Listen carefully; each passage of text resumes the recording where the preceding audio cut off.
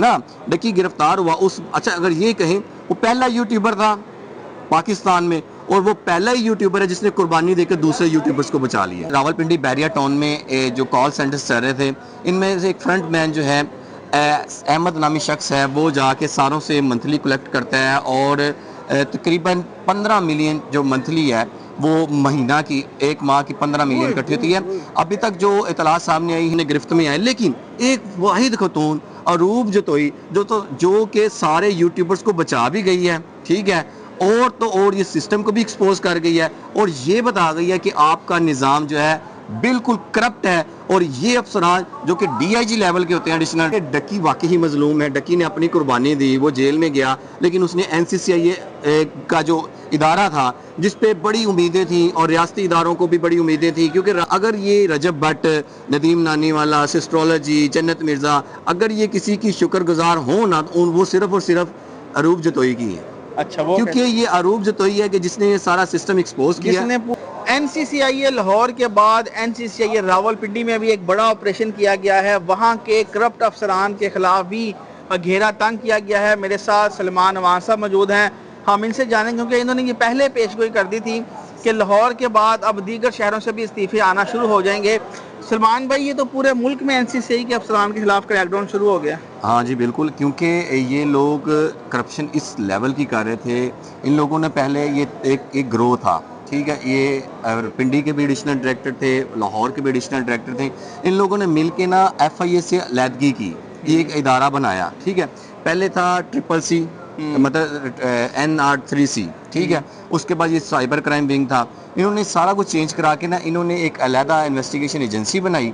इन लोगों ने, ये कुछ माफिया था जो काफ़ी इसमें ना इंटरेस्टेड था, क्योंकि वो इस काम को समझता था। साइबर क्राइम के जो नए लड़के आए हैं जिन्होंने इन्होंने कहा जी अपॉइंटमेंट होगी, वो लड़के इतने इस हवाले से समझदार नहीं थे। ये लोग पुराने पापी थे। एडिशनल डायरेक्टर ही वो गिरफ्त में आया है जो रावलपिंडी वाला था। और यही जो यहाँ का जो एडिशनल डायरेक्टर था चौधरी सरफराज, उसी दौरान जो मैं ये देख रहा था कि ये कुछ चंद लोग जो पुराने थे ना साइबर के काम को जो समझते थे, वो ये चाह रहे थे कि हम जो है FIA से अलहदा हटें और अलहदा से अपना एक इदारा हो, हमारे रूल्स रेगुलेशन हो। तो इन्होंने वो बनाने में कामयाब हो गए।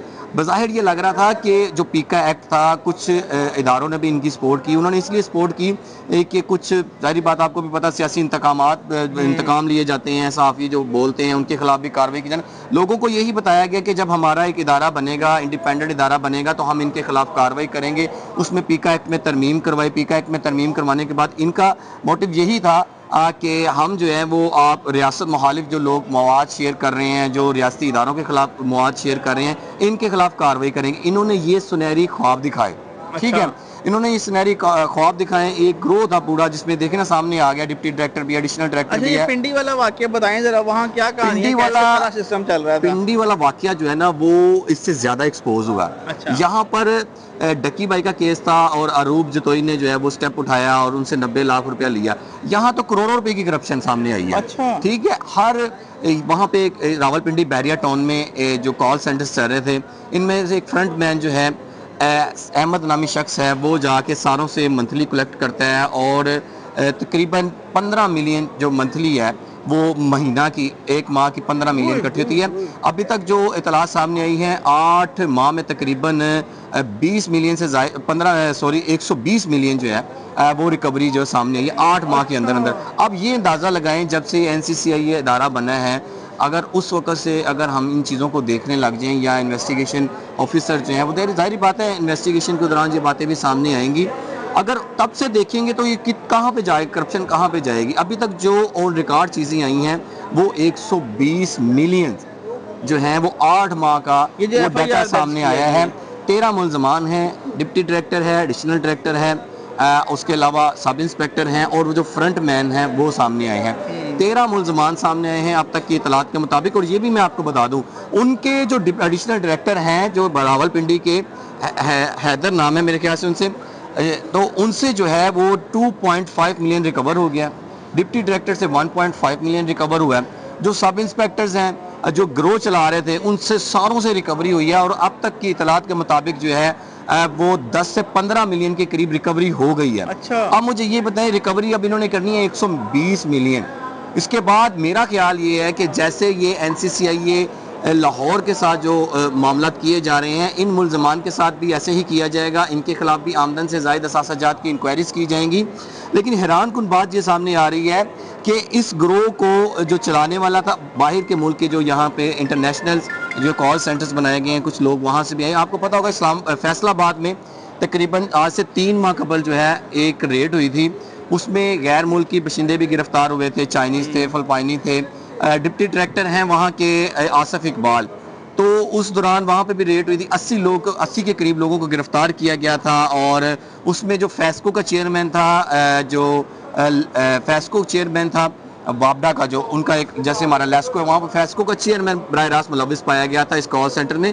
آپ یہ دیکھیں کہ اس کال سینٹرز کے پیچھے بڑے بڑے ہاتھ ہوتے ہیں، مافیا ہوتے ہیں، اور گیو اینڈ ٹیک کے ساتھ یہ کال سینٹرز چل رہے ہیں۔ سلمان مجھے یہ بتائیں کہ جو کال سینٹر سے انہوں نے ریکوریاں سے منتھلیاں لگوائی ہوئی تھی، کال سینٹرز میں ہوتا کیا ہے؟ کال سینٹرز میں یہ ایسا ہوتا ہے کہ ان لیگل کال سینٹرز یہ ہوتے ہیں، یہاں سے لوگ بیٹھے ہوں گے۔ آپ نے دیکھا جو فیصل آباد میں گروہ گرفتار کیا گیا تھا، اس میں نا کچھ چائنیز لوگ تھے، کچھ فلپائنی تھے، کچھ دوسرے ممالک کے غیر ملکی باشندے تھے۔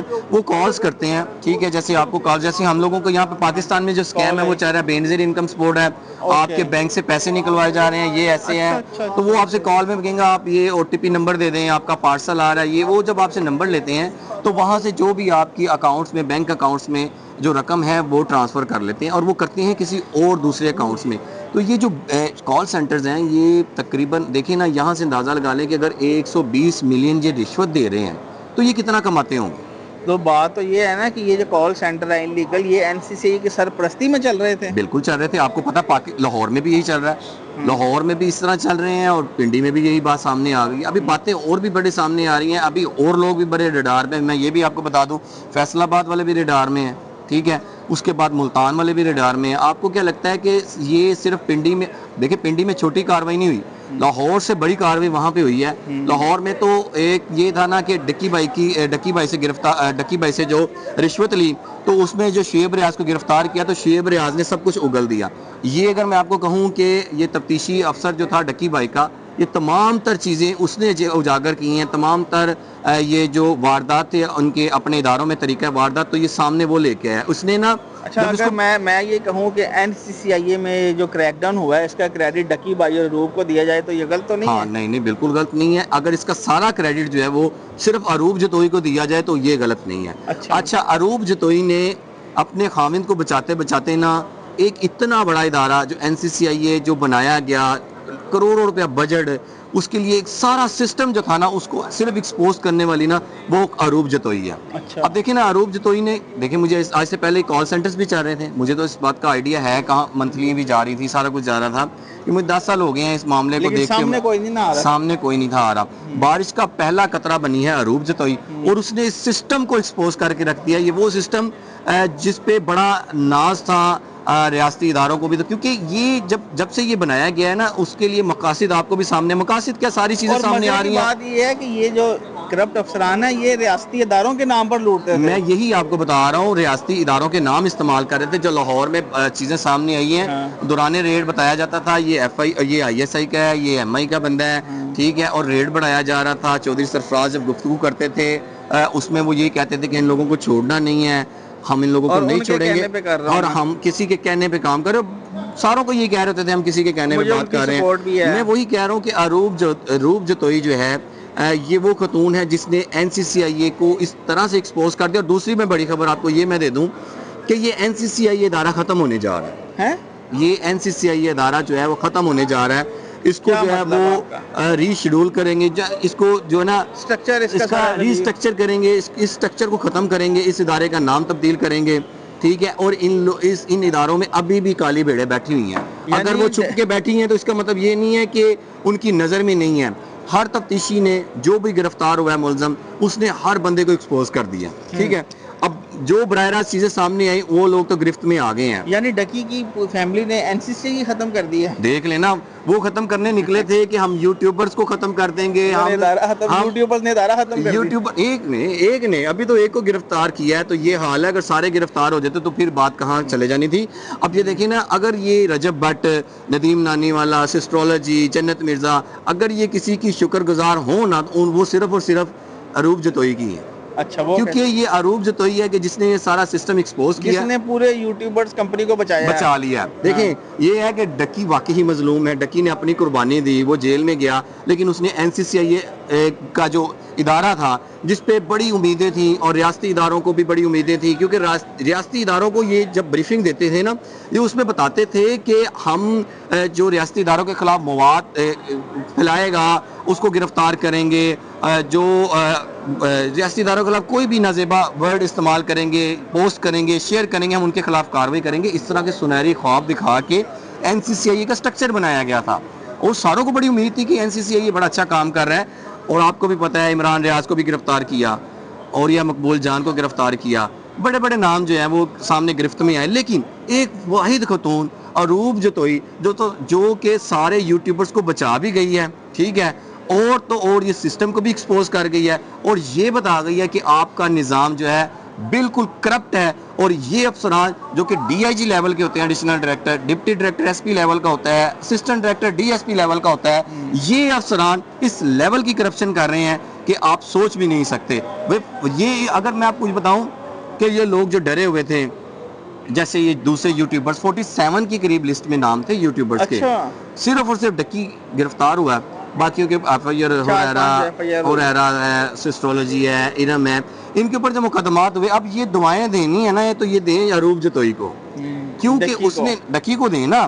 ڈکی گرفتار ہوا اچھا اگر یہ کہیں وہ پہلا یوٹیوبر تھا پاکستان میں, اور وہ پہلا ہی یوٹیوبر ہے جس نے قربانی دے کر دوسرے یوٹیوبرز کو بچا لیا. واہ کیا بات. یہ میں آپ کو بتا دوں, وہ واحد یوٹیوبر جس کو کہتے تھے کہ یہ پہلا یوٹیوبر ہے, یہ پہلا فیملی ویلوگر ہے, اس بندے نے قربانی دے کے سارے یوٹیوبرز کو بچا لیا.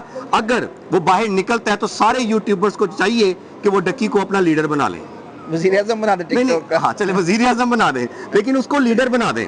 وہ بندہ دیکھیں نا یار, لیڈ ایسے ہی کرتے ہیں نا, کپتان جو ہوتا ہے وہ کہتا ہے ساری مشکلیں میرے پہ آئیں, ٹھیک ہے, اور لیڈر جو ہوتا ہے وہ کہہ رہے ساری مشکلیں میرے پہ. یہ تو حادثاتی لیڈر بن گیا. لیکن حادثاتی نہیں بنا, حادثاتی کیسے بن گیا؟ دیکھیں آپ کو پتا ہے, دیکھیں میری بات سنیں, ساروں پہ الزام ایک ہی ہے. بتا کے تو نہیں نا آیا کہ میں سب یوٹیوبر کی جنگ لڑنے جا رہا ہوں. نہیں سارے, وہ تو بیچارہ ملیشیا جا رہا تھا نا, گرفتار ہو گیا نا.